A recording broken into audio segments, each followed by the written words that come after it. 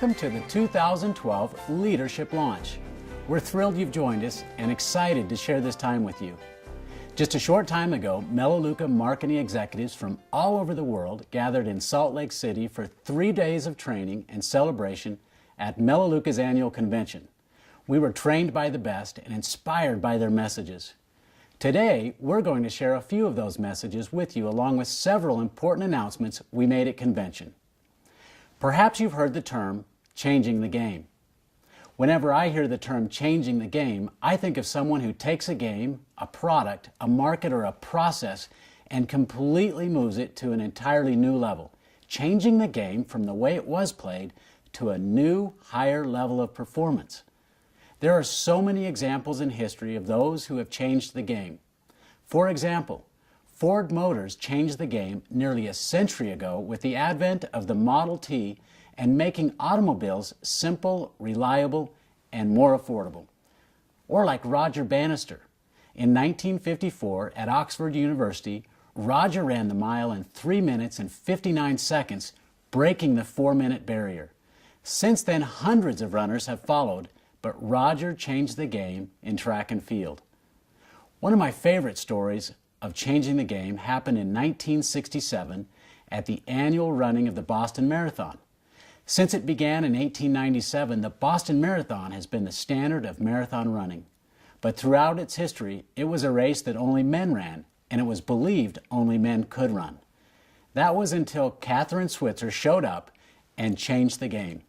As she trained on the women's track team at Syracuse University, the team manager told her a woman can't run the Boston Marathon. A woman couldn't complete the 26.2 miles. It's way too difficult. Well, she set out to prove them wrong. After only a few miles into the race, as the only woman on the course, she captured the media's attention. The photographers covering the race were focused almost exclusively on Kathrine. Soon, one of the race directors ran onto the course and told her to leave the race. And when she refused, he tried to drag her off the course. But Kathrine was undeterred and finished the race in 4 hours and 20 minutes, the first woman to officially run the Boston Marathon.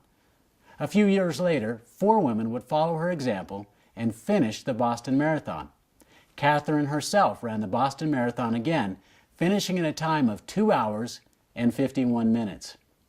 Today, almost half the runners in the Boston Marathon are women, and many finish under 3 hours. But it was Kathrine who changed the game. There are no examples of changing the game more powerful than Melaleuca. Since we opened our doors in 1985, Melaleuca has changed the game in how consumer products are marketed and sold. We've changed the game in the development of safer concentrated products, patent-pending nutritional science, natural solutions to heart health, problem skin solutions, and many other unique natural products that outperform the grocery store alternatives. We've changed the game for average families across the world with the only true residual income solution that exists today.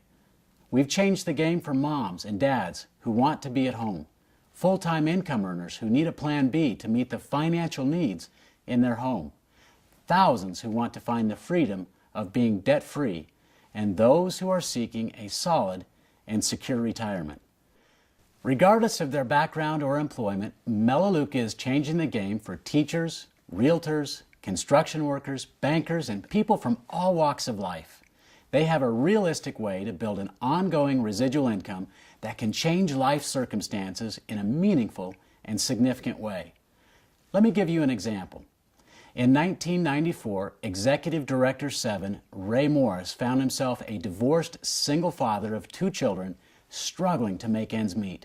He was doing everything he could to provide for his kids and keep a roof over their heads. Without full-time employment, Ray was selling pizzas door to door out of a beat-up old car. He said, "I was very discouraged. I was trying to pay the bills and worried about losing the kids. I didn't know what I was going to do." Then, Ray called Corporate Director 3, Mark Atha, and was introduced to Melaleuca. Ray saw it as a chance to change the game, to lift him out of his current circumstances. So he went to work. In 7 short months, he achieved Senior Director and received his first monthly check over $5,000. And since that point, Ray has never had a monthly commission check for less.